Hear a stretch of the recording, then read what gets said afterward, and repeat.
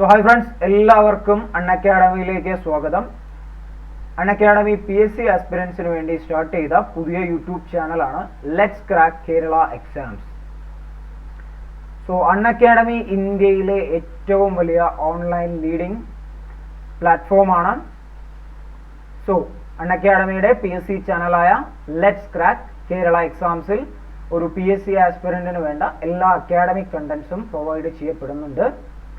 നിങ്ങൾ ജസ്റ്റ് ഒരു plus subscription എടുക്കുന്നതിലൂടെ നിങ്ങൾക്ക് അൺഅക്കാഡമിയിലെ എല്ലാ അക്കാഡമിക് കണ്ടന്റ്സും ആക്സസ് ചെയ്യാൻ സാധിക്കുന്നതാണ്. ദെൻ ഈ കോഴ്സ് ഹാൻഡിൽ ചെയ്യുന്ന എന്നെ കുറിച്ചിട്ടുള്ള ഒരു ബ്രീഫ് ഇൻട്രൊഡക്ഷൻ. എൻ്റെ പേര് അരുൺ ശിവരാമൻ. ഞാൻ 3 വർഷത്തിലധികമായി PSC, SSC, UPSC ഫാക്കൽറ്റീസിന് വിവിധ സബ്ജക്റ്റുകളിൽ ക്ലാസ്സുകൾ എടുക്കുന്നുണ്ട്. സോ എൻ്റെ കോർ സബ്ജക്ട്സ് എന്ന് പറയുന്നത് Indian polity, Indian history, Kerala history, as well as Indian and World Geography. So then Unacademy plus subscribe ചെയ്യുന്നതിലൂടെ എന്ത് ബെനിഫിറ്റ് ആണ് ഒരു ആസ്പിരന്റിന് ലഭിക്കുന്നത് എന്ന് നമുക്കൊന്ന് പരിശോധിച്ച് നോക്കാം. So first is daily live classes. So നിങ്ങൾക്ക് എന്താണ് ഒരു പ്രോപ്പർ ക്ലാസ് റൂമിൽ ഇരിക്കുന്ന അതേ അറ്റ്മോസ്ഫിയർ തന്നെ അൺഅക്കാഡമി നിങ്ങൾക്ക് വേണ്ടി ഒരുക്കുന്നുണ്ട്. നിങ്ങൾക്ക് ഡെയിലി ലൈവായിട്ട് ക്ലാസ്സസ് ലഭിക്കും. നിങ്ങൾക്ക് അതിൽ നിങ്ങളുടെ എഡ്യൂക്കേറ്ററോട് എന്ത് ചെയ്യാം, ഇന്ററാക്ട് ചെയ്യാനുള്ള അവസരങ്ങളുണ്ട്. Then structured courses. അൺഅക്കാഡമി നിങ്ങൾക്ക് വേണ്ടി നിങ്ങളുടെ കോഴ്സ് പ്രോപ്പറായി സ്ട്രക്ചർ ചെയ്തു തരുന്നു. അതായത് നമ്മളൊരു എക്സാമിന് പ്രിപ്പയർ ചെയ്യുന്ന അവസരത്തിൽ നമുക്കതിൻ്റെ സിലബസിനെ കുറിച്ച് ചിലപ്പോൾ ധാരണയില്ലാതിരിക്കാം. ചിലപ്പോൾ ക്വസ്റ്റ്യൻ ഡെപ്ത് എത്രയുണ്ട് എന്ന് നമുക്ക് മനസ്സിലാക്കാൻ സാധിക്കില്ല. അല്ലെങ്കിൽ ഇതിൻ്റെ സ്റ്റഡി മെറ്റീരിയൽസ് എവിടെ കിട്ടും, ഏതെല്ലാം സബ്ജക്റ്റ് ആണ്, അങ്ങനെ ധാരാളം സംശയങ്ങൾ ഒരു ആസ്പിരന്റിനെ അലട്ടുന്നുണ്ടാവും. അപ്പോൾ നമ്മൾ ഈ ഇത്തരം ബാക്ക് എൻഡ് പ്രിപ്പറേഷൻസിലേക്ക് പോകുന്ന സമയത്ത് നമുക്ക് പഠിക്കാനുള്ള ക്വാളിറ്റി ടൈമിൽ വലിയ രീതിയിൽ കുറവ് വരും. സോ നിങ്ങളുടെ അത്തരം ബുദ്ധിമുട്ടുകൾ ഇവിടെ അൺഅക്കാഡമി പ്ലസിൽ പരിഹരിക്കപ്പെടുന്നുണ്ട്. നിങ്ങൾ ഏത് എക്സാമിന് പ്രിപ്പയർ ചെയ്താലും ആ എക്സാമിൻ്റെ കംപ്ലീറ്റ് കോഴ്സ് സ്ട്രക്ചർ ചെയ്ത് അതിന് വേണ്ട എല്ലാ കണ്ടന്റ്സും നിങ്ങൾക്ക് ഡെലിവറി ചെയ്യുന്നുണ്ട് Unacademy plus platform. Also live ടെസ്റ്റുകളും ക്വിസുകളും അൺഅക്കാഡമി പ്ലസ് പ്ലാറ്റ്ഫോമിലെ ഒരു പ്രധാനപ്പെട്ട ഫീച്ചറാണ്. നമ്മൾ ഏത് എക്സാമിന് പ്രിപ്പയർ ചെയ്താലും എത്ര കണ്ട് നമ്മൾ പ്രിപ്പയർ ചെയ്താലും നമ്മൾ ധാരാളം മോക്ക് ടെസ്റ്റുകൾ എടുത്തില്ല എങ്കിൽ എക്സാം ഹാളിൽ പോകുമ്പോൾ നമ്മുടെ ടൈം മാനേജ്മെൻറ്റ് എല്ലാം പ്രശ്നത്തിലാകും. ഓക്കെ, നമുക്ക് അറിയുന്ന ആൻസർ പോലും പലപ്പോഴും നമുക്ക് എഴുതാൻ കഴിയില്ല. സോ അതുകൊണ്ട് അൺഅക്കാഡമി പ്ലസ് നിങ്ങൾക്ക് വേണ്ടി ധാരാളം ലൈവ് ടെസ്റ്റുകൾ, ക്വിസസ്, ദെൻ അതിൻ്റെ ഒരു ഡീറ്റെയിൽഡ് അനാലിസിസ് തന്നെ പ്രൊവൈഡ് ചെയ്യുന്നു. Then unlimited access. നിങ്ങൾ ഒരു പ്ലസ് സബ്സ്ക്രിപ്ഷൻ എടുക്കൂ, നിങ്ങൾക്ക് ഏത് ഡിവൈസിൽ നിന്ന് വേണമെങ്കിലും അൺഅക്കാഡമി പ്ലസ് കണ്ടന്റ് ആക്സസ് ചെയ്യാൻ സാധിക്കും. ദെൻ തീർത്തും റീസണബിൾ ആയ ഒരു എമൗണ്ട് മാത്രമേ അൺഅക്കാഡമി ചാർജ് ചെയ്യുന്നുള്ളൂ. ഉദ്ദേശം 350 രൂപ പെർ മന്ത്, 350 റുപ്പീസ് മുതൽ സ്റ്റാർട്ട് ചെയ്യുന്ന സബ്സ്ക്രിപ്ഷൻ പ്ലാൻസ് അവൈലബിൾ ആണ്. ദെൻ ഇത് അൺഅക്കാഡമി നടത്തുന്ന ലൈവ് ക്ലാസ്സുകളുടെ ഒരു ടെംപ്ലേറ്റ് ആണ്. സോ ഈ ടെംപ്ലേറ്റ് ഒന്ന് പരിശോധിച്ചാൽ നിങ്ങൾക്ക് മനസ്സിലാവും ഓരോ എക്സാമിനും അതിലെ ഓരോ സബ്ജക്റ്റും ഓരോ മൊഡ്യൂളിനും വേണ്ടി സെപ്പറേറ്റ് ഫാക്കൽറ്റീസിനെ തന്നെയാണ് അൺഅക്കാഡമി അലോക്കേറ്റ് ചെയ്യുന്നത്. നമുക്ക് സ്ട്രാറ്റജി ഡിസ്കസ് ചെയ്യാൻ ഒരു ഫാക്കൽറ്റി, റിപ്പീറ്റഡ് MCQs ഡിസ്കസ് ചെയ്യാൻ ഒരു ഫാക്കൽറ്റി, കറണ്ട് അഫയേഴ്സ് ഡിസ്കസ് ചെയ്യാൻ ഒരു ഫാക്കൽറ്റി. ഓക്കെ, സോ നിങ്ങൾക്ക് ഓരോ സബ്ജക്റ്റിലും ഇൻഡിവിജ്വൽ അറ്റൻഷൻ കൊടുക്കാൻ സാധിക്കുന്ന, ഓരോ സബ്ജക്റ്റിനെയും ഫോക്കസ് ചെയ്ത് പഠിക്കാൻ സാധിക്കുന്ന തരത്തിലുള്ള ഫാക്കൽറ്റീസിനെ അൺഅക്കാഡമി പ്രൊവൈഡ് ചെയ്യുന്നുണ്ട്. ദെൻ ഇത് കേരള PSCയിലെ ലീഡിംഗ് എഡ്യൂക്കേറ്റേഴ്സിൻ്റെ ഒരു ഡാഷ്ബോർഡാണ്. ഇവരിൽ പലരെയും നിങ്ങൾക്ക് പരിചയമുണ്ടാകും. ഇവരിൽ പലരുടെയും ക്ലാസ്സസ് നിങ്ങൾ അറ്റൻഡ് ചെയ്തിട്ടുണ്ടാവും. ബട്ട് ഇവരുടെ complete and comprehensive academic content Unacademy പ്ലസിൽ മാത്രമേ അവൈലബിൾ ആയിരിക്കുള്ളൂ. ഓക്കെ, സോ ഇതിൽ ഏത് എഡ്യൂക്കേറ്ററെ വേണമെങ്കിലും അല്ലെങ്കിൽ ഒന്നിലധികം എഡ്യൂക്കേറ്റർ, ഇനി വരാനിരിക്കുന്ന എഡ്യൂക്കേറ്റേഴ്സിൻ്റെ എല്ലാം അവർ ഏതെല്ലാം എക്സാമിന് പ്രിപ്പയർ ചെയ്താലും ക്ലാസ് എടുത്താലും ആ എല്ലാ കണ്ടന്റും നിങ്ങൾക്ക് പ്ലസ് അക്കൗണ്ടിലൂടെ നിങ്ങൾക്ക് ആക്സസ് ചെയ്യാൻ സാധിക്കുന്നതാണ്. സോ ഇത്രയും മികച്ച ഫാക്കൽറ്റീസിൻ്റെ ക്ലാസ്സസ് നിങ്ങൾക്ക് അൺഅക്കാഡമി പ്ലസിൽ അവൈലബിൾ ആണ്. ദെൻ അൺഅക്കാഡമി പ്ലസിൻ്റെ മറ്റൊരു സവിശേഷത എന്ന് പറഞ്ഞു കഴിഞ്ഞാൽ എക്സ്ക്ലൂസീവ് ബാച്ചസ് ആണ്. സോ നമ്മൾ ഓരോ എക്സാമിനും വേണ്ടി LDC ആയിക്കോട്ടെ, UPSC ഓക്കെ, അതുപോലെ തന്നെ HSA ആയിക്കോട്ടെ, അല്ലെങ്കിൽ SA ആയിക്കോട്ടെ, CBCID ആയിക്കോട്ടെ. സോ ഏതൊരു എക്സാം ഭാവിയിൽ വരുന്നുണ്ടെങ്കിലും അതിന് നിങ്ങളെ തയ്യാറാക്കുന്നതിന് വേണ്ടി സെപ്പറേറ്റ് ബാച്ചസ് തന്നെ അൺഅക്കാഡമി സ്റ്റാർട്ട് ചെയ്തിട്ടുണ്ട്. ഓക്കെ, സോ ഒരു ബാച്ച് എന്ന് പറയുമ്പോൾ ഒരു സെറ്റ് ഓഫ് ഫാക്കൽറ്റീസ് ഉണ്ടാവും. ഓരോ സബ്ജക്റ്റും അതിലെ ഓരോ ആളായിരിക്കും ഹാൻഡിൽ ചെയ്യുക. ഓക്കെ, സോ നിങ്ങൾക്ക് അതിൽ ഏത് ബാച്ചിന് വേണമെങ്കിലും എൻറോൾ ചെയ്യാം. സോ ആ എക്സാമിന് വേണ്ട എല്ലാ കണ്ടന്റും അൺഅക്കാഡമിയിൽ അവൈലബിൾ ആയിരിക്കും. Then quantitative aptitude and language section. പല ആസ്പിറൻസിനും ബുദ്ധിമുട്ടുണ്ടാവുന്ന രണ്ട് ഏരിയാസ് ആണ് ക്വാണ്ടിറ്റേറ്റീവ് ആപ്റ്റിറ്റ്യൂഡും ലാംഗ്വേജും. ഒരു പ്രോപ്പർ മാത്തമാറ്റിക്കൽ ബാക്ക്ഗ്രൗണ്ട് ഒന്നും ഇല്ലാത്ത ആസ്പിറൻസിനെ സംബന്ധിച്ച് ക്വാണ്ടിറ്റേറ്റീവ് ആപ്റ്റിറ്റ്യൂഡ് ഏരിയ എന്ന് പറയുന്നത് കുറച്ച് വിഷമകരമായ കാര്യമായിരിക്കും. ബട്ട് മുഴുവൻ മാർക്കും സ്കോർ ചെയ്യാൻ പറ്റുന്ന വളരെ എളുപ്പമുള്ളൊരു ഏരിയ കൂടെയാണ് ഈ ക്വാണ്ടിറ്റേറ്റീവ് ആപ്റ്റിറ്റ്യൂഡും ലാംഗ്വേജും. സോ നമ്മൾ അൺഅക്കാഡമിയിൽ SBI PO, SSC, UPSC എന്നിവയ്ക്കെല്ലാം ക്വാണ്ടിറ്റേറ്റീവ് ആപ്റ്റിറ്റ്യൂഡ് ക്ലാസ്സുകൾ എടുക്കുന്ന മികച്ച ഫാക്കൽറ്റീസിൻ്റെ ഒരു സെറ്റ് ഓഫ് ക്ലാസ്സസ്, ഉദ്ദേശം 160-ലധികം കോഴ്സസ് അവൈലബിൾ ആണ്. സോ നിങ്ങൾക്ക് അത് ആക്സസ് ചെയ്യാം. അങ്ങനെ നിങ്ങളുടെ ക്വാണ്ടിറ്റേറ്റീവ് ആപ്റ്റിറ്റ്യൂഡ് ലാംഗ്വേജ് സെക്ഷനിലെ വീക്ക്നെസ്സുകളെ നിങ്ങൾക്ക് മറികടക്കാൻ സാധിക്കും. സോ നിങ്ങൾ ജസ്റ്റ് ഒരു പ്ലസ് സബ്സ്ക്രിപ്ഷൻ എടുക്കുക മാത്രമേ ചെയ്യേണ്ട കാര്യമുള്ളൂ. സോ ദെൻ അൺഅക്കാഡമിയിൽ ലാംഗ്വേജ് ബാരിയർ എന്ന് പറയുന്ന ഒരു ഇഷ്യൂ ഉണ്ടാവുന്നില്ല.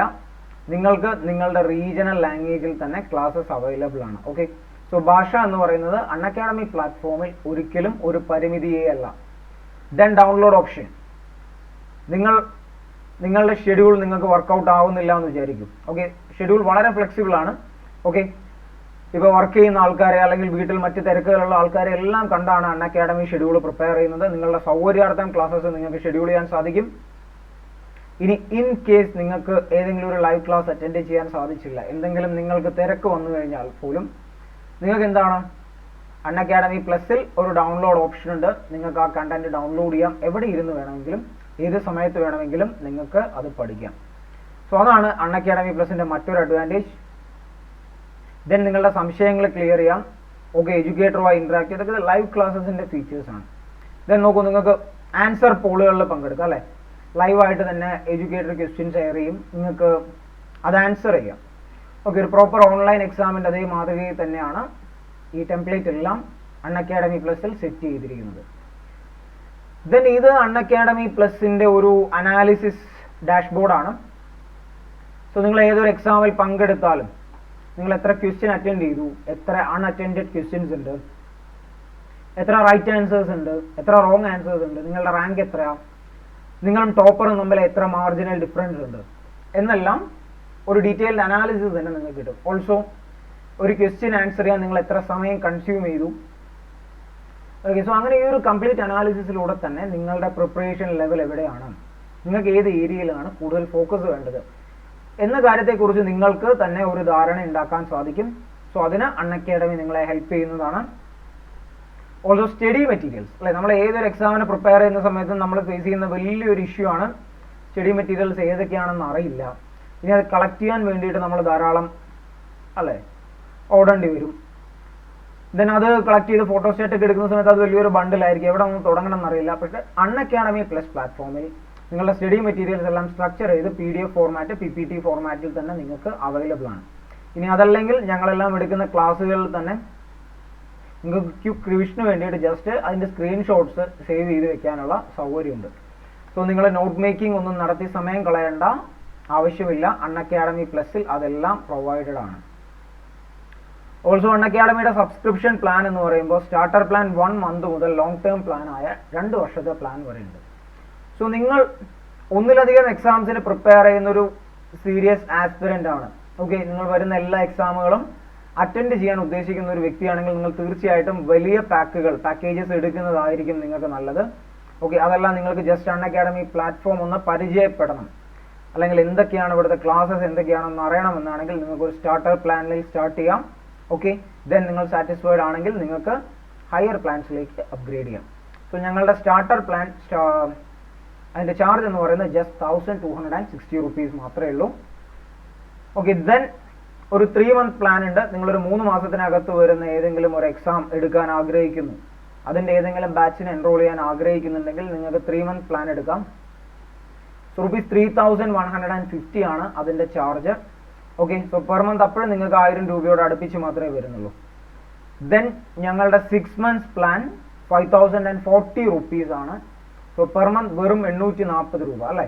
അപ്പോൾ പെർ മന്ത് ഒരു ജസ്റ്റ് 850 rupeesനടുത്ത് മാറ്റി വെച്ച് കഴിഞ്ഞാൽ നിങ്ങൾക്ക് 6 മാസത്തിനകത്ത് ഈ പ്ലാറ്റ്ഫോമിൽ വരുന്ന എല്ലാ ക്ലാസ്സസും കണ്ടന്റും നിങ്ങൾക്ക് അവൈലബിൾ ആണ്. ഓക്കെ. ദെൻ 12 months പ്ലാൻ, അതായത് ഒരു വർഷം നീണ്ടു നിൽക്കുന്ന എക്സാം, അത് വെറും 6300 രൂപ മാത്രമേ ഉള്ളൂ. സോ അങ്ങനെ എടുക്കുമ്പോൾ നിങ്ങൾക്ക് ഒരു മാസം 525 രൂപ മാത്രമേ നിങ്ങൾക്ക് മാറ്റി വെക്കേണ്ടതായിട്ടുള്ളൂ. ഒരു വർഷം മുഴുവൻ നടക്കുന്ന എക്സാമിന്റെ കാര്യമാണ് പറയുന്നത്. ദെൻ 2 വർഷത്തെ പ്ലാൻ ഉണ്ട്. ഓക്കെ. 7560 rupees ആണ് അതിന്റെ പ്ലാൻ എന്ന് പറയുന്നത്. പെർ മന്ത് 315 rupees മാത്രം മാറ്റി വെച്ചാൽ. ദെൻ 6 months, 12 months, 24 months പാക്കുകൾ നിങ്ങൾ എടുക്കുകയാണെങ്കിൽ നിങ്ങൾക്ക് no cost EMI option available ആണ്.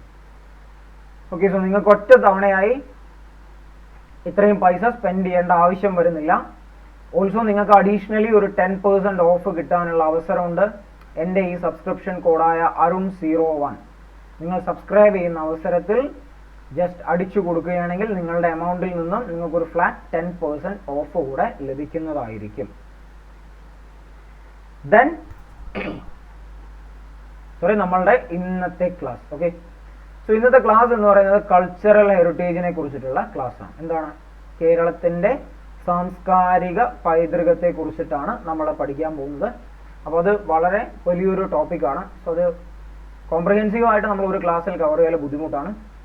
സോ നമ്മളിത് വിവിധ ഭാഗങ്ങളായി തന്നെ കവർ ചെയ്യും. അതിന്റെ ഫസ്റ്റ് പാർട്ടാണ് കേരളത്തിന്റെ സാംസ്കാരിക പൈതൃകം, കൾച്ചറൽ ഹെറിറ്റേജിന്റെ ആദ്യ ഭാഗം. സോ നമ്മൾ ഇന്ന് ഡിസ്കസ് ചെയ്യുന്ന കേരളത്തിലെ പെയിന്റിങ്സിനെ കുറിച്ചിട്ടാണ്. ഈ സ്ലൈഡിലെ പിക്ചർ നിങ്ങൾക്ക് ശ്രദ്ധിച്ചാൽ മനസ്സിലാവും, അതൊരു ചുമർ ചിത്രത്തിന്റെ പിക്ചറാണ്. അപ്പോൾ നമ്മൾ ചുമർ ചിത്രങ്ങളെ കുറിച്ചൊക്കെ തന്നെ ഡീറ്റെയിൽ ആയിട്ട് ഇന്നത്തെ ക്ലാസ്സിൽ നമ്മൾ ഡിസ്കസ് ചെയ്യാം. സോ കേരളത്തിന്റെ പെയിന്റിംഗ്. ഓക്കെ. അപ്പോൾ അതിന്റെ ഒറിജിൻ അല്ലെങ്കിൽ കേരളത്തിൽ ഡിസ്കവർ ചെയ്യപ്പെട്ട പെയിന്റിങ്ങിലെ ഏറ്റവും പഴക്കം ചെന്നത് എന്ന് പറഞ്ഞു കഴിഞ്ഞാൽ എടക്കൽ ഗുഹയിൽ കണ്ട ഇത്തരം പെയിന്റിങ്സ് ആണ്. അപ്പോൾ ഇത് പെയിന്റിങ്സ് അല്ല, ചില ഇൻസ്ക്രിപ്ഷൻസ് ആണ്. സോ ഇതാണ് ഒരുപക്ഷെ കേരളത്തിന്റെ ഒരു പ്രീ ഹിസ്റ്റോറിക് പെയിന്റിംഗ്, ചരിത്രാതീത കാലത്തെ ആദ്യകാലത്തെ പെയിന്റിംഗ് വർക്ക് എന്നെല്ലാം നമുക്ക് പറയാൻ സാധിക്കുന്നത് എടക്കൽ ഗുഹയിലെ ഈ വർക്കാണ്. ഓക്കെ. സോ അതിന്റെ പ്രത്യേകത എന്ന് പറഞ്ഞാൽ അതറിയാം, എടക്കൽ ഗുഹ എവിടെ സിറ്റുവേറ്റ് ചെയ്യുന്നത്? വയനാട് ഡിസ്ട്രിക്റ്റിലാണ് സിറ്റുവേറ്റ് ചെയ്യുന്നത്. ഓക്കെ. സോ അതെല്ലാം PSCയുടെ ഒരു ഹോട്ട് ടോപ്പിക്സ് ആണ്, എടക്കൽ ഗുഹ കേവ് കോംപ്ലക്സ് എല്ലാം. ഓക്കെ. ദെൻ അവിടുത്തെ ഈ പറയുന്ന ചിത്രപ്പണികളുടെ മറ്റ് പ്രത്യേകതകൾ എന്തൊക്കെയാണ് നമുക്ക് പരിശോധിക്കാം. So feature human forms performing dance of A ritualistic nature. എന്താണ്? ഒരു നൃത്തം ചെയ്യുന്ന മനുഷ്യരൂപങ്ങളെ നമുക്ക് എടക്കൽ ഗുഹാക്ഷേത്രത്തിൽ കാണാം. നൃത്തം എന്ന് പറഞ്ഞു കഴിഞ്ഞാൽ എന്താണ്? ചില റിച്വൽസിന്റെ ഒക്കെ ഭാഗമായിട്ട് അല്ലെ, ചില അനുഷ്ഠാനങ്ങളുടെ എല്ലാം ഭാഗമായി നൃത്തം ചെയ്യുന്ന മനുഷ്യരൂപങ്ങളെ നമുക്ക് എവിടെ കാണാൻ പറ്റും? എടക്കൽ ഗുഹയിൽ കാണാൻ പറ്റും. ഇതിൽ സൂക്ഷിച്ച് നോക്കിക്കഴിഞ്ഞാൽ കാണാൻ സാധിക്കും. ഓൾസോ ഇത് എടക്കൽ ഗുഹയുടെ ഒരു ചെറിയ പിക്ചർ മാത്രമാണ്, അവിടുത്തെ ഒരു വർക്കിന്റെ ചെറിയ പിക്ചർ മാത്രമാണ്. ഓക്കെ. സോ അവിടെ മനുഷ്യരൂപങ്ങളുണ്ട്.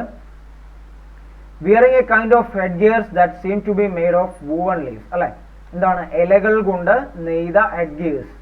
ഹെഡ് ഗിയേഴ്സ് എന്ന് പറയുമ്പോൾ അത് ബാൻഡുകളാവും അല്ലെ, നമ്മുടെ തലയിലെല്ലാം ഇങ്ങനെ ഇടുന്ന ബാൻഡ്സ് ആവാം, അല്ലെങ്കിൽ തൊപ്പികളാവും. അപ്പോൾ ഇല കൊണ്ട് നെയ്ത തൊപ്പികൾ, ഹെഡ് ബാൻഡ്സ് നമുക്ക് കാണാൻ സാധിക്കും. ദെൻ ഇത് ഏത് കാലഘട്ടമാണെന്ന് വെച്ചാൽ ന്യൂ സ്റ്റോൺ ഏജ്, നവീന ശിലായുഗ കാലഘട്ടത്തിലാണ് ഈ പറയുന്ന എടക്കൽ ഗുഹയിലെ ഈ പറയുന്ന പ്രാചീന ചിത്രപ്പണികളെല്ലാം നടന്നിട്ടുള്ളത്. ന്യൂ സ്റ്റോൺ ഏജിലാണ്. സോറി. സോ അത് ആസ്പിരൻസ് എല്ലാവരും ഒന്ന് ഓർത്തു വയ്ക്കുക. ന്യൂ സ്റ്റോൺ ഏജ് ആണ് എടക്കൽ ഗുഹയിലെ പെയിന്റിങ്സിന്റെ കാലഘട്ടം. ദെൻ എടക്കൽ ഗുഹയല്ലാതെ മറ്റേതെല്ലാം മേഖലയിലാണ് ഈ പറയുന്ന പ്രീ ഹിസ്റ്റോറിക് പെയിന്റിംഗ് അല്ലെങ്കിൽ ആദിമകാലത്തെ പെയിന്റിങ്ങുകൾ കാണാൻ സാധിക്കുന്നത് എന്ന ചോദ്യത്തിന്റെ ഉത്തരമാണ് തൊവരിമലയിലെ ഒരു റോക്കറ്റ് കേവ്. ഈ റോക്കറ്റ് കേവ്സ് എന്ന് പറഞ്ഞാൽ അറിയാം, ഈ പാറ തുറന്ന് അല്ലെങ്കിൽ പാറ പൊട്ടിച്ച് സൃഷ്ടിക്കപ്പെടുന്ന ഗുഹകളെയൊക്കെയാണ്. ഓക്കെ. അത് നാച്ചുറൽ ആയിട്ടും സൃഷ്ടിക്കപ്പെടാം, ഓക്കെ, അല്ലെങ്കിൽ ആന്ത്രോപോജനിക് ആക്ടിവിറ്റീസ് കൊണ്ടും സൃഷ്ടിക്കപ്പെടാം. അതിനെയാണ് റോക്കറ്റ് കേവ്സ് എന്ന് പറയുന്നത്. സോ പൂരപ്പാറയിലെ റോക്കറ്റ് കേവ്സിൽ പെയിന്റിങ്സ് ഉണ്ട്.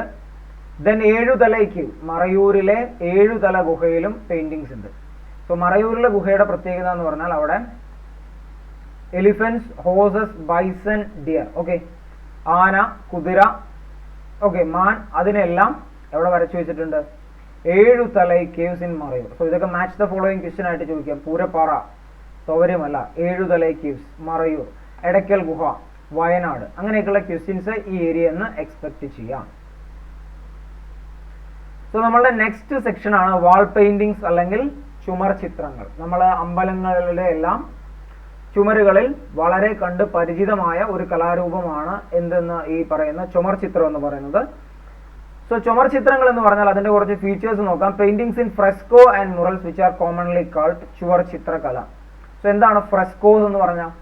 ഫ്രെസ്കോ എന്ന് പറഞ്ഞു കഴിഞ്ഞാൽ നമ്മൾ ചുമർ ചിത്ര രചനയിൽ അല്ലെങ്കിൽ ആ കലാരൂപത്തിൽ ഉപയോഗിക്കുന്ന ഒരു ടെക്നിക്കാണ്. ഓക്കെ, അതായത് ഈ ചുമർ ചിത്രങ്ങൾ വരയ്ക്കുന്നതിന് മുമ്പ് നമ്മൾ ലൈം ചുണ്ണാമ്പ് കൊണ്ട് ഒരു പ്ലാസ്റ്റർ ഇടും. ഓക്കെ, നമ്മൾ വീടെല്ലാം തേക്കുന്നത് പോലെ ചുണ്ണാമ്പ് ഉപയോഗിച്ച് നമ്മൾ ചുമര് തേച്ച ശേഷം ആ വെറ്റായിരിക്കുന്ന ചുണ്ണാമ്പിൽ തന്നെ പെയിന്റ് ചെയ്യുന്നതാണ് ഈ പറയുന്ന ഫ്രെസ്കോ പെയിന്റിംഗ് എന്ന് പറയുന്നത്. സോ അതോടുകൂടി ആ പെയിന്റിംഗ് എന്ന് പറയുന്നത് എന്താണ്? അത് ചുമരിന്റെ ഒരു ഭാഗമായി തന്നെ മാറും. സോ അതാണ് ഫ്രെസ്കോ പെയിന്റിങ്സ് എന്ന് പറയുന്നത്. ഓക്കെ, അത് ഇന്ത്യൻ ഒറിജിൻ ഒന്നുമല്ല, നമ്മൾ പല വിദേശ രാജ്യങ്ങളിലും അത് കാണാം. ഇപ്പോൾ ഇറ്റാലിയൻ നവോത്ഥാന കാലഘട്ടങ്ങളിലെല്ലാം ഈ പറയുന്ന ഫ്രെസ്കോ ആർട്ടുകൾ നമുക്ക് ധാരാളം കാണാൻ സാധിക്കും. സോ അത് നമ്മളുടെ ചുമർ ചിത്രകലയുടെ ഒരു പ്രധാന സങ്കേതം അല്ലെങ്കിൽ ഒരു ടെക്നിക്ക് എന്നെല്ലാം പറയുന്നതാണ് എന്ത്? Fresco. Then artists never use naturalistic form for the human and divine figures. എന്താ പറഞ്ഞിരിക്കുന്നത്? അതായത് മനുഷ്യരൂപങ്ങളെ അല്ലെങ്കിൽ ദൈവരൂപങ്ങളെ ദൈവസങ്കല്പങ്ങളെ എല്ലാം വരയ്ക്കുന്ന സമയത്ത് ഒരിക്കലും നാച്ചുറൽ ആയിട്ടല്ല വരച്ചിരിക്കുന്നത്, അല്ലേ? എന്താ നാച്ചുറൽ ആയിട്ട് വരയ്ക്കുന്നത്? ഒരു മനുഷ്യനെ അതേ രീതിയിൽ വരയ്ക്കുന്നതിനാണ് നമ്മൾ നാച്ചുറൽ ആയിട്ട് വരയ്ക്കുക എന്ന് പറയാം. എന്നാൽ ഇവിടെ എന്താണ്? ഭയങ്കര എക്സാഗ്രേറ്റഡ് ആയിട്ടാണ് വരച്ചത്. ഇപ്പൊ നോക്കുന്നത് ഒരു കൃഷ്ണനും രാധയും ഉള്ളതാണ്. ആ വര നിങ്ങൾ ശ്രദ്ധിച്ചു കഴിഞ്ഞാൽ അറിയാം, അല്ലേ? തീർച്ചയായിട്ടും നമ്മൾ മനുഷ്യരെ വരയ്ക്കുന്ന തരത്തിലുള്ള അങ്ങനെ ഒരു കാരിക്കേച്ചർ ടൈപ്പ് ഒന്നുമല്ല, വളരെ എക്സാഗ്രേറ്റഡ് ആയിട്ടൊക്കെയാണ് എന്ത് വരച്ചിരിക്കുന്നത്? മനുഷ്യരൂപങ്ങളും അതുപോലെ തന്നെ ദൈവങ്ങളുടെ ചിത്രങ്ങളും വരച്ചിരിക്കുന്നത്. പിന്നെ മൂന്നാമതൊരു പ്രത്യേകത എന്ന് പറഞ്ഞു കഴിഞ്ഞാൽ ഈ വെള്ളം, അഗ്നി, വായു മുതലായ പ്രകൃതി ശക്തികളെ അല്ലെ അല്ലെങ്കിൽ പഞ്ചഭൂതങ്ങൾ എന്നെല്ലാം നമ്മൾ പറയുന്ന അവയെ ഒന്നും എക്സാക്ട്ലി അതേപോലെയല്ല വരച്ചു വെച്ചിരിക്കുന്നത്. പകരം എന്താണ്? സിംബോളിക് ആയിട്ടാണ് വരച്ചു വെച്ചിരിക്കുന്നത്. So natural forces like water streams, fire, wood, etc. are depicted in very stylized symbolic fashion. അപ്പോൾ അത് പറയുന്ന അത്ര മാത്രമേ ഉള്ളൂ. ഓക്കെ, എക്സാക്ട്ലി അതുപോലെയല്ല, പകരം എന്താണ്? സിംബോളിക് ആയാണ് വരച്ചു വെച്ചിരിക്കുന്നത്. ദെൻ നമ്മൾ കാണുന്ന മട്ടാഞ്ചേരി, കായംകുളം, പത്മനാഭപുരം, ഓക്കെ, ഈ പ്രദേശങ്ങളിലുള്ള കൊട്ടാരങ്ങൾ, മട്ടാഞ്ചേരി പാലസ് മുതലായവിടങ്ങളിൽ വളരെ പഴക്കം ചെന്നതും ഓക്കെ വളരെയധികം ഡീറ്റെയിലിംഗുമുള്ള ചുമർ ചിത്രങ്ങൾ നമുക്ക് കാണാൻ സാധിക്കും. ഓക്കെ, അപ്പൊ അതുകൊണ്ട് അത് പറയുന്നത് എന്താണെന്ന് വെച്ച് കഴിഞ്ഞാൽ ഈ പറയുന്ന ചുമർ ചിത്ര രീതി എന്ന് പറയുന്നത് ഏതെങ്കിലും വിദേശത്തു നിന്ന് വന്ന ഫ്രെസ്കോയിൽ നിന്നൊന്നും പിന്നീട് ഡെവലപ്പ് ചെയ്തു വന്നതല്ല. കേരളത്തിന് തന്നെ അതിന്റെ തനതായ ഒരു ശേഖരമുണ്ട് എന്ന കാര്യമാണ് ഇവിടെ പറയുന്നത്. അപ്പൊ നമ്മൾ ഓർക്കേണ്ടത് ഫ്രെസ്കോ സ്റ്റൈൽ ഓർക്കണം. പിന്നെന്താണ്? നാച്ചുറലിസ്റ്റിക് ഫോമിലല്ല വരച്ചിരിക്കുന്നത്, എക്സാഗ്രേറ്റഡ് ഫോമിലാണ്. ഓക്കെ, ദെൻ നാച്ചുറൽ ഫോഴ്സസിനെയൊക്കെ എങ്ങനെയാണ്? സിംബോളിക്കലി ആണ് റെപ്രസെന്റ് ചെയ്യപ്പെട്ടിരിക്കുന്നത്. ദെൻ അതിനുശേഷം നമ്മളുടെ അടുത്ത ഒരു പ്രധാനപ്പെട്ട കലാരൂപമാണ് കളമെഴുത്ത് എന്ന് പറയുന്നത്, അല്ലെ? നമ്മൾ കളമെഴുത്ത് പാട്ടൊക്കെ നമ്മൾ പല വീടുകളിലും അമ്പലങ്ങളിലും എല്ലാം കണ്ട് ശീലിച്ചിരുന്ന അല്ലെങ്കിൽ ഇന്നും നമ്മൾ കണ്ടുകൊണ്ടിരിക്കുന്ന ഒരു കലാരൂപമാണ്. സോ എന്താണ് കളമെഴുത്ത് പാട്ട്?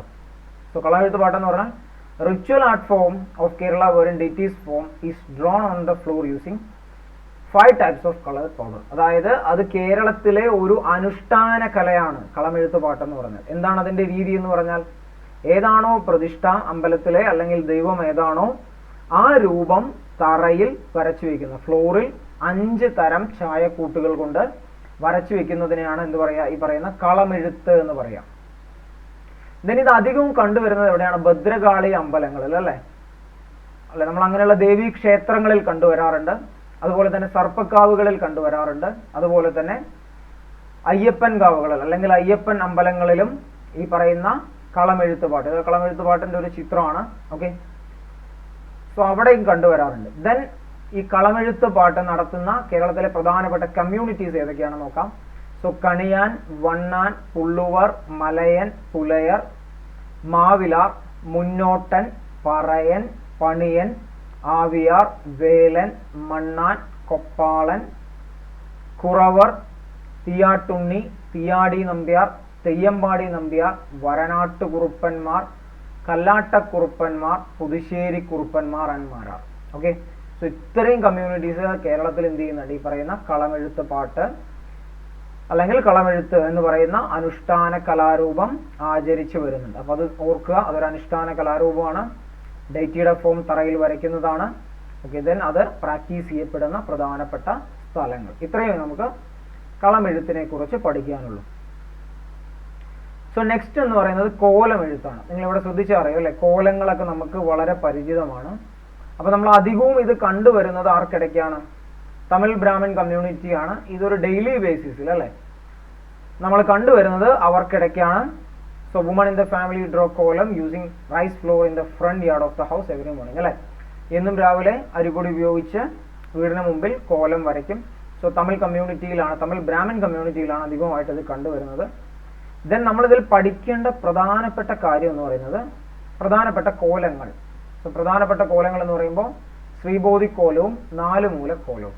ഓക്കെ, ഇതാണ് പ്രധാനപ്പെട്ട കോലങ്ങൾ. ഓക്കെ, സോ ഇതൊന്ന് ഓർത്തു വെക്കുക. സോ ദെൻ നെക്സ്റ്റ്, ഓക്കെ, അടുത്ത ആർട്ട് ഫോം ആണ് നമ്മൾ ഈ പറയുന്ന മുഖത്തെഴുത്ത്. എന്താണ് മുഖത്തെഴുത്ത് എന്ന് പറഞ്ഞു കഴിഞ്ഞാൽ?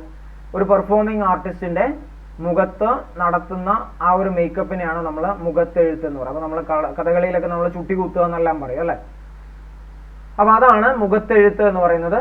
So painting of artist face in ritual forms, അതായത് പല അനുഷ്ഠാന കലാരൂപങ്ങളിലും പങ്കെടുക്കുന്ന കലാകാരന്മാരുടെ മുഖത്ത് നടത്തുന്ന ഈ വരകൾ കൊണ്ടുള്ള ആ മേക്കപ്പിനെയാണ് നമ്മൾ എന്ത് പറയാ? മുഖത്തെഴുത്ത് എന്ന് പറയാം.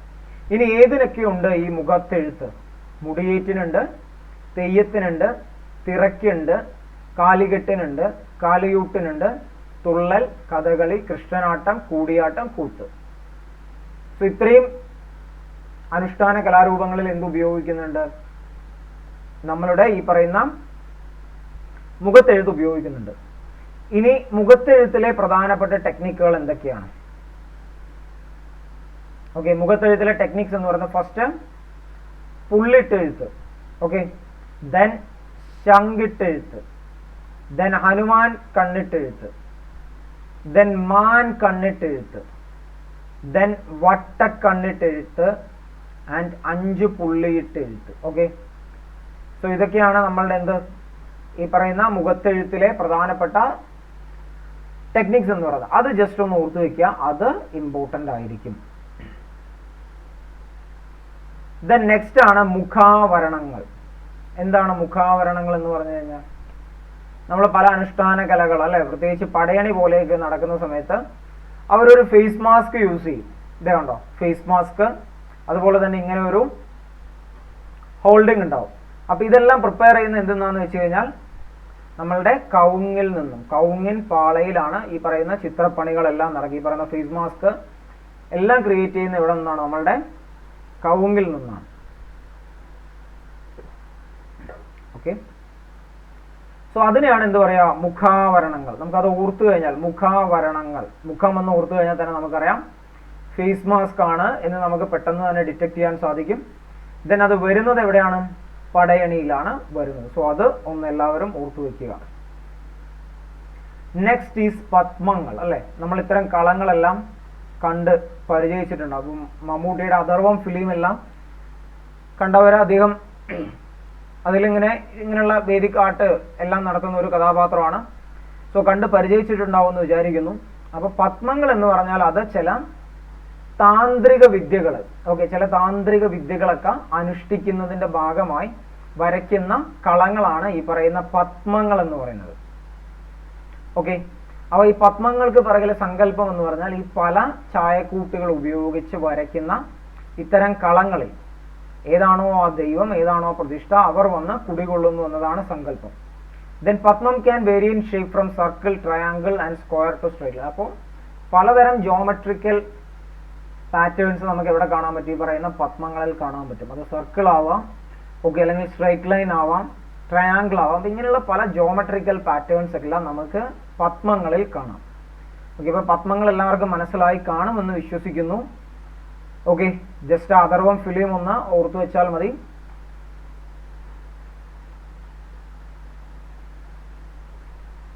ദെൻ അപ്പൊ ഈ ജോമെട്രിക്കൽ ഫീച്ചേഴ്സ് എല്ലാം ഏതിന്റെ പ്രത്യേകതയാണെന്ന് ചോദിക്കും. അപ്പൊ പത്മങ്ങളിലാണ് നമ്മളത് കാണുന്നത്, അല്ലെ കോലമെഴുത്തിൽ നമ്മൾ ഇതുപോലത്തെ ഒരു ജോമെട്രിക് ഫീച്ചേഴ്സ് ഒന്നും കാണാറില്ല. Then padmam is drawn using rice flour and then fill with multi coloured powders. അപ്പൊ അരിപ്പൊടി ഉപയോഗിച്ച് തന്നെയാണ് പത്മങ്ങളും ക്രിയേറ്റ് ചെയ്യുന്നത്. ദെൻ പത്മങ്ങളുടെ ചില പ്രത്യേകതകൾ നമുക്കൊന്ന് നോക്കണം. പത്മംസ് according to tantric rule are as follows. Okay, താന്ത്രിക വിധി പ്രകാരം ഈ താഴെ പറയുന്നവയാണ് പ്രധാനപ്പെട്ട പത്മങ്ങൾ. ഏതൊക്കെയാണ്? ഒന്ന് സ്വാസ്തികം, ഇത് ആസ്പിറൻസ് ഒന്ന് നോട്ട് ചെയ്ത് വെക്കുക. സ്വാസ്തികം, നവകം, പഞ്ചഗവ്യം. സ്വാസ്തികം, നവകം, പഞ്ചഗവ്യം, ചാതുശുദ്ധി ആൻഡ് അഷ്ടദളം. ഓക്കെ, അപ്പൊ അഷ്ടദളം ഒക്കെ കേട്ടിട്ടുണ്ടാവും എന്ന് വിചാരിക്കുന്നു. അപ്പൊ ഇതാണ് ഇതിലെ ഏറ്റവും പ്രധാനപ്പെട്ട ടോപ്പിക് എന്ന് പറയുന്നത്. സ്വാസ്തികം, നവകം, പഞ്ചഗവ്യം, ചാതുശുദ്ധി, അഷ്ടദളം. ഓക്കെ, സോ ഇത് എല്ലാവരും ഒന്ന് ജസ്റ്റ് നോട്ട് ചെയ്ത് വെക്കുക. ഇതൊക്കെയാണ് പത്മങ്ങളുടെ പ്രധാനപ്പെട്ട കാര്യം എന്ന് പറയുന്നത്. ദെൻ നമുക്ക് PSC യുമായി ബന്ധപ്പെട്ട ചില ഫാക്റ്റുകൾ പഠിക്കാം. അതായത് നമ്മളുടെ ഈ പാഠഭാഗവുമായി ബന്ധപ്പെട്ട് ചില ഫാക്ട്സ് ഉണ്ട്. സോ അത് ഒരു എക്സാമിന്റെ വളരെ പ്രധാനപ്പെട്ട ഒരു ഹോട്ട് ടോപ്പിക് എന്ന് തന്നെ പറയാൻ സാധിക്കുന്നതാണ്. ഈ ഏരിയയിൽ നിന്ന് ഒരുപാട് ക്വസ്റ്റ്യൻസ് വന്നിട്ടുണ്ട്. സോ അതുകൊണ്ടാണ് അതൊരു സെപ്പറേറ്റ് സ്ലൈഡിൽ തന്നെ വെക്കുന്നത്. So exemplary wall paintings can be seen in Mattancherry, Padmanabhapuram and Kayamkulam, അല്ലെ? സോ പ്രധാനപ്പെട്ട വാൾ പെയിന്റിങ്സ് കാണുന്ന സ്ഥലങ്ങൾ ഏതൊക്കെയാണ്? നമ്മളുടെ മട്ടാഞ്ചേരി ഉണ്ട്, മട്ടാഞ്ചേരി പാലസ് ഉണ്ട്, പത്മനാഭപുരം പാലസ് ഉണ്ട്, അതുപോലെ തന്നെ കായംകുളം പാലസും ഉണ്ട്. സോ ഇത് ഒന്ന് നോട്ട് ചെയ്ത് വെക്കുക. ഈ മൂന്നിടങ്ങളും ചോദിക്കാം. അത് പ്രധാനപ്പെട്ട ചുമർചിത്രങ്ങളും ഇതുമെല്ലാം കാണുന്ന സ്ഥലങ്ങളാണ്. ദെൻ നമ്മൾ ചുമർ ചിത്രങ്ങളിൽ ഉപയോഗിക്കുന്ന പ്രധാനപ്പെട്ട നിറങ്ങൾ ഏതൊക്കെയാണ് എന്നതും ഒരു പ്രധാനപ്പെട്ട ക്വസ്റ്റ്യൻ ആണ്. സോ അതും ഇമ്പോർട്ടൻ്റ് ആണ്. ഓക്കെ, ഒരു സ്റ്റേറ്റ്മെന്റ് വൈസ് എല്ലാം തന്ന് ചോദിക്കാം. ഏതൊക്കെയാണ്? സാഫ്രോൺ റെഡ് യൂസ് ചെയ്യുന്നുണ്ട്. ഓക്കെ, ഒരു കാവ്യ നിറത്തിലുള്ള ചുവപ്പ്. ദെൻ സാഫ്രോൺ യെല്ലോ യൂസ് ചെയ്യുന്നുണ്ട്. ഓക്കെ, കാവ്യ നിറത്തിലുള്ള മഞ്ഞ. ദെൻ ഗ്രീൻ,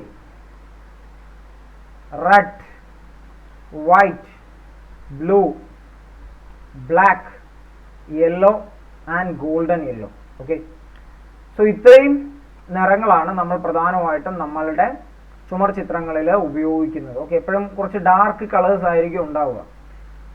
അധികം അങ്ങനെ ലൈറ്റ് കളേഴ്സ് നമ്മൾ കാണാറില്ല. ഇടയിൽ എന്തെങ്കിലും ചില ഷെയ്ഡ് ഉണ്ടെങ്കിലും ഡാർക്ക് കളേഴ്സ് തന്നെയായിരിക്കും നമ്മളുടെ ചുമർ ചിത്രങ്ങളുടെ പ്രധാനപ്പെട്ട തീം എന്ന് പറയുന്നത്. ദെൻ ഇനി പഠിക്കാനുള്ള ഒരു ഫാക്ട് എന്ന് പറയുന്നത് കേരളത്തിൽ കണ്ടെത്തിയിട്ടുള്ള ഏറ്റവും പഴക്കം ചെന്ന മുറൽ എവിടത്തെയാണ്? Okay, oldest mural found in Kerala are those in എവിടെയാണ്? Thirunandikkara cave temple. Okay, Thirunandikkara ഗുഹാക്ഷേത്രത്തിലാണ് കേരളത്തിലെ ഏറ്റവും പഴക്കം ചെന്ന ചുമർ ചിത്രം നമ്മൾ കണ്ടെത്തിയിട്ടുള്ളത്. തിരുനന്ദിക്കര കേവ് ടെമ്പിൾ, അതൊരു ഇമ്പോർട്ടൻറ്റ് ഫാക്റ്റ് ആണ്, അത് ഓർത്ത് വയ്ക്കുക. ദെൻ മറ്റൊരു ഫേമസ് മ്യൂറൽ, മറ്റൊരു പ്രധാനപ്പെട്ട ചുമർ ചിത്രം എന്ന് പറയുന്നത് ഏതാണ്? ഗജേന്ദ്ര മോക്ഷ. ഓക്കെ, ഗജേന്ദ്ര മോക്ഷയാണ് പ്രധാനപ്പെട്ട മറ്റൊരു ചുമർ ചിത്രം എന്ന് പറയുന്നത്. അത് എവിടെയാണുള്ളത്? അത് കൃഷ്ണപുരം പാലസ്. കൃഷ്ണപുരം പാലസിലാണ്. എവിടെയാണ് കൃഷ്ണപുരം പാലസ്? കായംകുളം. ഓക്കെ, ആലപ്പുഴയിലെ കായംകുളത്താണ് എന്ത് പറയുന്നത്? ഈ പറയുന്ന ഗജേന്ദ്ര മോക്ഷം. ഓക്കെ, അപ്പോൾ ഗജേന്ദ്ര മോക്ഷ എന്ന പേരിൽ ഒരു കവിത തന്നെയുണ്ട്, നമ്മളുടെ സുഗതകുമാരി ടീച്ചറുടെ കവിതയാണ്. സോ അത് മെമ്മറൈസ് ചെയ്ത് നിങ്ങൾക്ക് ഇത് ഓർക്കാൻ സാധിക്കുന്നതാണ്. അല്ല, എന്താണ്? കാട്ടിൽ മതിച്ചു നടന്ന ഒരു കാട്ടാന പിന്നീട് അതിന്റെ കാലിലൊരു മുതല പിടിക്കുകയും അത് രക്ഷിക്കാൻ വേണ്ടി പ്രാർത്ഥിക്കുന്നതും ഒക്കെയാണ് തീം എന്ന് പറയുന്നത്. സോ ഗജേന്ദ്ര മോക്ഷ അതൊരു പ്രധാനപ്പെട്ട ചുമർ ചിത്രമാണ്. കൃഷ്ണപുരം പാലസ് കായംകുളത്താണ് അതുള്ളത്. ദെൻ നമ്മളുടെ ചുമർ ചിത്രങ്ങളുടെ ഒരു പ്രധാനപ്പെട്ട തീം എന്ന് പറയുന്നത് നമ്മളുടെ പുരാണങ്ങളിലെയും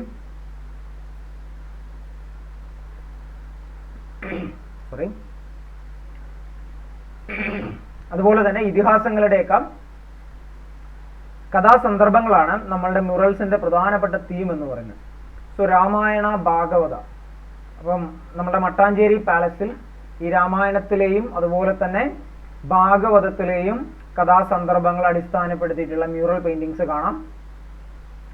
then Ettumanoor temple. Okay, Ettumanoor ടെമ്പിളിൽ എന്താണ്? ഈ ദ്രവീഡിയൻ രീതിയിലുള്ള മ്യൂറൽ ആർട്ടുകൾ കാണാൻ സാധിക്കും. അപ്പോൾ അതൊരു പ്രത്യേകമായിട്ട് നോട്ട് ചെയ്യേണ്ട ഒരു സംഭവമാണ്. ഈ ദ്രവീഡിയൻ മ്യൂറൽ ആർട്ട്, അല്ലെ നമ്മളുടെ മ്യൂറൽ ആർട്ടിലെ ദ്രാവിഡ സ്വാധീനം എന്ന് പറയുന്നതിനെ കുറിച്ച് നമുക്ക് വ്യക്തമായിട്ട് മനസ്സിലാവുന്നത് ഏറ്റുമാനൂർ ക്ഷേത്രത്തിലെ ചുമർ ചിത്രങ്ങൾ പരിശോധിക്കുന്ന സമയത്താണ്. ദെൻ വാസ്തുവിദ്യാ ഗുരുകുലം. ഓക്കെ, വാസ്തുവിദ്യാ ഗുരുകുലം എന്ന് പറയുന്ന ഒരു ഇൻസ്റ്റിറ്റ്യൂഷൻ ഉണ്ട്. ആ ഇൻസ്റ്റിറ്റ്യൂഷന്റെ ചുമതല എന്ന് പറയുന്നത് promote and preserve traditional architecture, mural painting and other related subjects. Okay, അപ്പൊ കേരളത്തിന്റെ വാസ്തുവിദ്യ, കേരളത്തിന്റെ ചുമർ ചിത്രങ്ങൾ തുടങ്ങിയവ സംരക്ഷിക്കുന്നതിനും അതിനെ പ്രോത്സാഹിപ്പിക്കുന്നതിനും ഒക്കെ വേണ്ടി സ്റ്റാർട്ട് ചെയ്യപ്പെട്ട ഒരു ഇൻസ്റ്റിറ്റ്യൂഷനാണ് എന്തെന്ന് പറയുന്നത് വാസ്തുവിദ്യാ ഗുരുകുലം. അപ്പൊ അതും എല്ലാവരും ഒന്ന് ഓർത്തു വെക്കാം, വാസ്തുവിദ്യാ ഗുരുകുലത്തിന്റെ മാൻഡേറ്റ് എന്താണെന്നുള്ള കാര്യം. ഓക്കെ, ദെൻ നമ്മൾ എല്ലാ ക്ലാസ്സിന്റെയും അവസാനം കുറച്ച് PSC questions, previous year questions discuss ചെയ്യുന്നതാണ്. ഓക്കെ, സോ നമ്മളുടെ സബ്ജക്റ്റുമായി റിലേറ്റഡ് ആയ ക്വസ്റ്റ്യൻസ് മാത്രമല്ല, കുറച്ച് പ്രീവിയസ് ഇയർ ക്വസ്റ്റ്യൻസ് നിങ്ങൾക്ക് പരിചയപ്പെടുന്നതിന് വേണ്ടി തന്നെയാണ് എക്സാക്ട്ലി ക്വസ്റ്റ്യൻ പേപ്പർ അതേ രീതിക്ക് തന്നെ സ്ക്രീൻഷോട്ട് ഇട്ടിരിക്കുന്നത്. സോ നിങ്ങളൊരു എക്സാം പേപ്പറിൽ അല്ലെങ്കിൽ ഒരു ക്വസ്റ്റ്യൻ പേപ്പർ വായിക്കുന്ന അതേ ഫീല് തന്നെ സിമുലേറ്റ് ചെയ്യുക എന്നുള്ള ഉദ്ദേശത്തോടു കൂടിയാണ്. സോ നമുക്ക് ചില പ്രീവിയസ് ഇയർ ക്വസ്റ്റ്യൻസ് ഒന്ന് ചെയ്ത് നോക്കാം.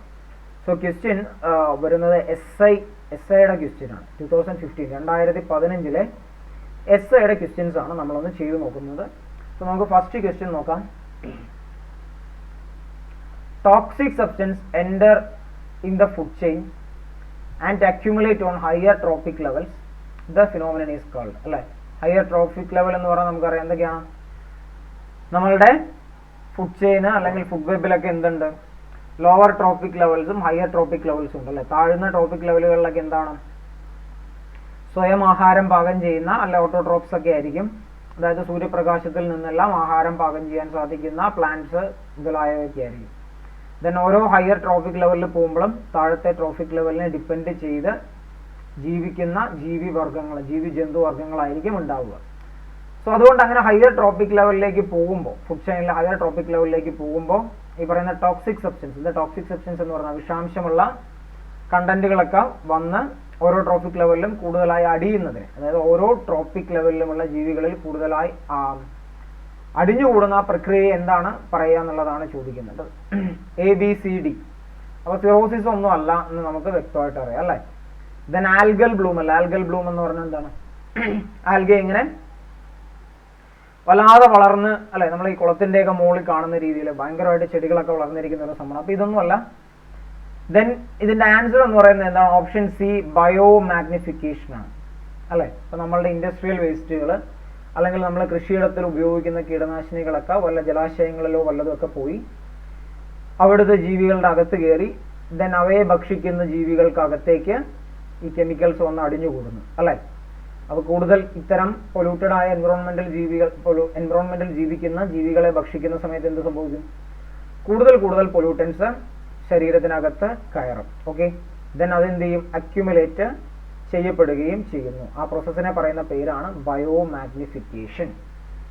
Okay, then next question, the vaccine used in pulse polio immunisation campaign in India. ഇന്ത്യയിലെ ഈ പറയുന്ന പോളിയോ വാക്സിനേഷന് ഉപയോഗിക്കുന്ന മരുന്നിന്റെ പേര് എന്തെന്നുള്ളതാണ് ചോദ്യം. Option A സാൾക്ക് vaccine, option B DPT vaccine, option C pentavalent vaccine, option D DT vaccine അല്ലെ. അപ്പൊ ഈ ഡി ഒക്കെ ഉള്ളത് നമുക്ക് എലിമിനേറ്റ് ചെയ്യാം. എന്താണെന്നറിയോ, ഈ DPT എന്ന് പറഞ്ഞു കഴിഞ്ഞാൽ അത് 3 അസുഖങ്ങൾക്ക് എതിരെയുള്ള വാക്സിനാണ്. ഏതൊക്കെയാണ്, D4 diphtheria, okay, then whooping cough, അതുപോലെ തന്നെ ടെറ്റനസ്, അതിനുള്ള വാക്സിനാണ് DPT vaccine. Then DT vaccine എന്ന് പറഞ്ഞാൽ ഡിപ്തീരിയയ്ക്ക് വേണ്ടിയിട്ടുള്ള വാക്സിനാണ്. സോ ഇത് നമുക്ക് ഒഴിവാക്കാം. ദെൻ സി എന്ന് പറയുന്ന പെന്റാവാലന്റ് വാക്സിൻ ആണ് അല്ലെ. പെന്റ എന്ന് പറഞ്ഞാൽ എന്താ, നമ്മളെ പെന്റഗൺ എന്നെല്ലാം പറയുന്നത് 5 സൈഡ് ഉണ്ടാവും. അപ്പൊ പെന്റാവാലന്റ് വാക്സിൻ എന്ന് പറയുമ്പോൾ എന്താണ്, ഏതോ ഒരു 5 അസുഖങ്ങൾക്കെതിരെയുള്ള ഒരു പ്രതിരോധ കുത്തിവയ്പ്പാണ്. ഏതൊക്കെയാണ് 5 എണ്ണം? ഓക്കെ, 5 എണ്ണം എന്ന് പറയുന്നത്, ഒന്ന് ഡിപ്തീരിയ ഉണ്ട്, ദെൻ വൂപ്പിംഗ് കഫ് ഉണ്ട്, ദെൻ ടെറ്റനസ് ഉണ്ട്, ദെൻ ഹെപ്പറ്റൈറ്റിസ് ബി ഉണ്ട്, ഓൾസോ ഹീമോഫീലസ് ടൈപ്പ് ബി. അപ്പൊ ഇത്രയും അസുഖങ്ങൾക്കെതിരെയുള്ള ഒരു പ്രതിരോധ കുത്തിവയ്പ്പാണ് പെന്റാവാലന്റ് വാക്സിൻ. സോ അതും നമുക്ക് എലിമിനേറ്റ് ചെയ്ത് കളയാം. സോ ഓപ്ഷൻ എ സാൾക്ക് വാക്സിൻ ആണ് കറക്റ്റായ ആൻസർ എന്ന് പറയുന്നത്. നിങ്ങൾക്ക് കറക്റ്റായ ആൻസർ അറിയണമെങ്കിൽ ഫസ്റ്റ് തന്നെ അറ്റംപ്റ്റ് ചെയ്യാം. ദെൻ പൾസ് പോളിയോ ഇമ്മ്യൂണൈസേഷൻ എന്ന് പറയുന്നത് എന്തിന്റെ അടിസ്ഥാനത്തിലാണ് ഇന്ത്യയിൽ ആരംഭിക്കുന്നത്? 1988 വേൾഡ് ഹെൽത്ത് അസംബ്ലി അതിൻ്റെ ഒരു പ്രമേയത്തിൻ്റെ അടിസ്ഥാനത്തിലാണ് ഇത് തുടങ്ങുന്നത്. 1995 മുതലാണ് പൾസ് പോളിയോ ഇമ്മ്യൂണൈസേഷൻ തുടങ്ങിയത്. അതായത് 5 വയസ്സ് അതിൽ താഴെ പ്രായമുള്ള എല്ലാ കുട്ടികൾക്കും ഓറലി, അതായത് വായിലൂടെ പോളിയോ ഡ്രോപ്സ് സപ്ലിമെന്റ് ചെയ്യുന്ന ഒരു പ്രോഗ്രാമാണിത്. ദെൻ പോളിയോ എന്ന് പറഞ്ഞാൽ അത് എന്ത് ഡിസീസാണ്? ഒരു വൈറൽ ഡിസീസാണ്. എവിടെയാണത് ബാധിക്കുക? നമ്മളുടെ നെർവിനെയാണ് ബാധിക്കുക. Then next question, the lens used to rectify the disease myopia.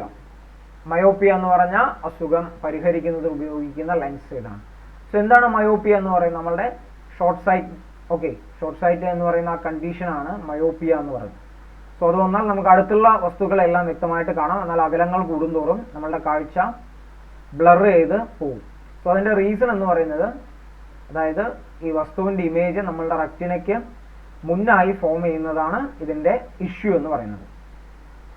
Okay, so അതിൻ്റെ റെക്ടിഫിക്കേഷന് വേണ്ടി ഉപയോഗിക്കുന്ന ലെൻസ് ഏതാണ്? ഓപ്ഷൻ ബി ആണ് കറക്റ്റ് ആയിട്ടുള്ള ആൻസർ. കോൺകേവ് ലെൻസ് ആണ് നമ്മൾ ഇതിന് വേണ്ടിയിട്ട് യൂസ് ചെയ്യുക. ഓക്കെ, സോ ഈ മയോപ്പിയയ്ക്ക് ജനറ്റിക്കലായ റീസണും ഉണ്ട്, അതുപോലെ തന്നെ എൻവിറോൺമെന്റൽ റീസൺസും ഉണ്ട്. അപ്പോൾ അധികം പുറത്തിറങ്ങാതെ അടുത്തുള്ള എന്തെങ്കിലും വസ്തുവിൽ കോൺസെൻട്രേറ്റ് ചെയ്തിരിക്കുന്ന പ്രൊഫഷനൊക്കെ ചെയ്യുന്ന വ്യക്തികൾക്ക്, പ്രത്യേകിച്ച് കമ്പ്യൂട്ടർ മേഖലയിലെല്ലാം വർക്ക് ചെയ്യുന്നവർക്ക് ഒക്കെ വരുന്ന ഒരു സാധാരണ ഡിസോർഡർ ആണ്, അല്ലെങ്കിൽ അസുഖമാണ് ഈ പറയുന്ന മയോപ്പിയ എന്ന് പറയുന്നത്. സോ ഒരു കോൺകേവ് ലെൻസ് ഉപയോഗിച്ച് തന്നെ അത് കറക്റ്റ് ചെയ്യാവുന്നതാണ്. So then next question is the first travelogue in Malayalam. മലയാളത്തിലെ ആദ്യത്തെ യാത്രാ വിവരണം ഏതാണ്? അതിന്റെ പേരാണ് ചോദിച്ചത്, ഓഥറുടെ പേരല്ല.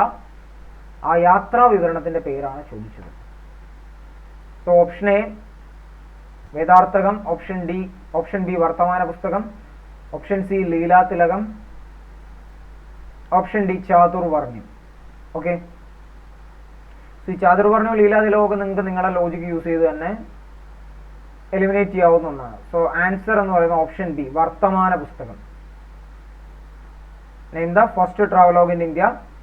ഓപ്ഷൻ ബി വർത്തമാന പുസ്തകമാണ് ആ ട്രാവലോഗ് എന്ന് പറയുന്നത്. സോ ഓക്കെ, ആരാണ് അത്? അതിന്റെ രചയിതാവ് ആരാണ്? പാറേമക്കൽ തോമാ കത്തനാർ. ഓക്കെ, പാറേമക്കൽ തോമാ കത്തനാരാണ് വർത്തമാന പുസ്തകത്തിന്റെ രചയിതാവ് എന്ന് പറയുന്നത്. ദെൻ വർത്തമാന പുസ്തകത്തിന്റെ തീം എന്താണ്? നമ്മളുടെ പാറേമക്കൽ തോമാ കത്തനാറും അതുപോലെ തന്നെ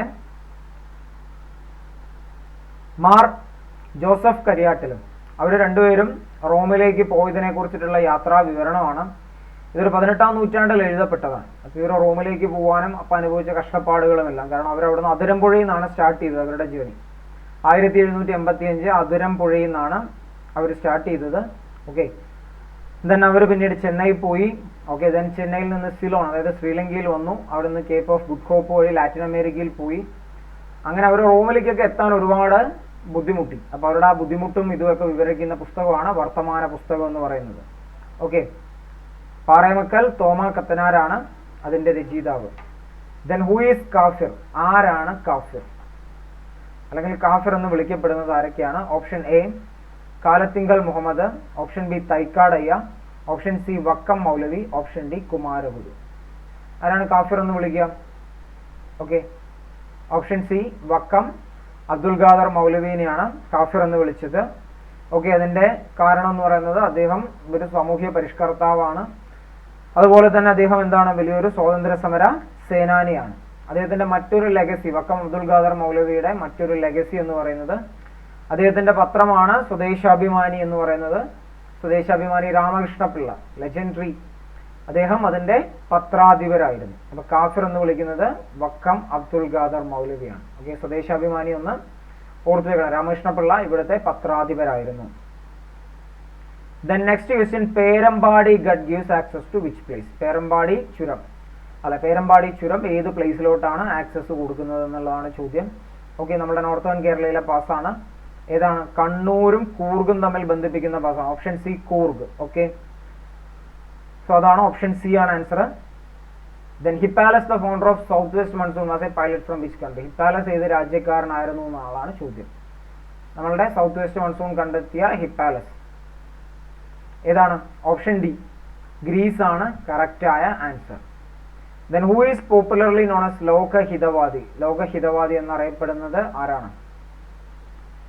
സോ ആരാണ് ഓപ്ഷൻ ബി ഗോപാൽ ഹരി ദേശ്മുഖ് ആണ് ലോകഹിതവാദിയായി അറിയപ്പെടുന്നത്. അദ്ദേഹം ഒരു മഹാരാഷ്ട്ര ബേസ്ഡ് പൊളിറ്റീഷ്യൻ ആയിരുന്നു.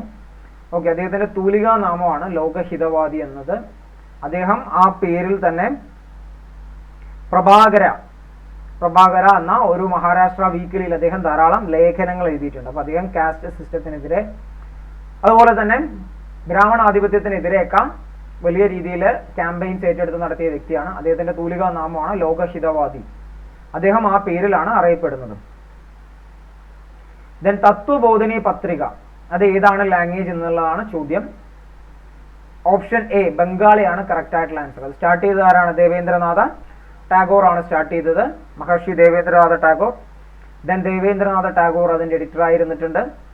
ദെൻ ഈശ്വർ ചന്ദ്ര വിദ്യാസാഗർ എഡിറ്റർ ആയിരുന്നിട്ടുണ്ട്. സ്റ്റാർട്ട് ചെയ്ത വർഷം 1843 തത്വബോധിനി പത്രിക ആരംഭിച്ചത്. ഓക്കെ, സോ അത്രയും നമുക്ക് ഇന്നത്തെ ക്ലാസ്സിൽ ഡിസ്കസ് ചെയ്യാനുള്ളൂ. സോ എല്ലാവർക്കും ഈ വീഡിയോ ഇഷ്ടമായി എന്ന് വിശ്വസിക്കുന്നു. ഓക്കെ, സോ ഈ വീഡിയോ ലൈക്ക് ചെയ്യാം. ലെറ്റ്സ് ക്രാക്ക് കേരള എക്സാംസ് എന്ന ഞങ്ങളുടെ PSC ചാനൽ സബ്സ്ക്രൈബ് ചെയ്യുക. Okay, then Unacademy plus subscription തീർച്ചയായിട്ടും എല്ലാവരും എടുക്കുക. സബ്സ്ക്രിപ്ഷൻ കോഡ് എന്ന് പറയുന്നത് Arun01. ഓക്കെ, നിങ്ങൾക്ക് 10% ഓഫ് കിട്ടും. ദെൻ എന്തുണ്ട്, അൺഅക്കാഡമി പ്ലസിന് ഒരു ടെലഗ്രാം ചാനൽ ഉണ്ട്, ലെറ്റ്സ് ക്രാക്ക് കേരള എക്സാം. അതിൽ ജോയിൻ ചെയ്യുക. സോ നിങ്ങൾക്ക് വേണ്ട എല്ലാ അക്കാഡമിക് കണ്ടന്റ്സും അവിടെ അവൈലബിൾ ആയിരിക്കും. Okay, so that's all about today's class. Thank you. Have a nice day.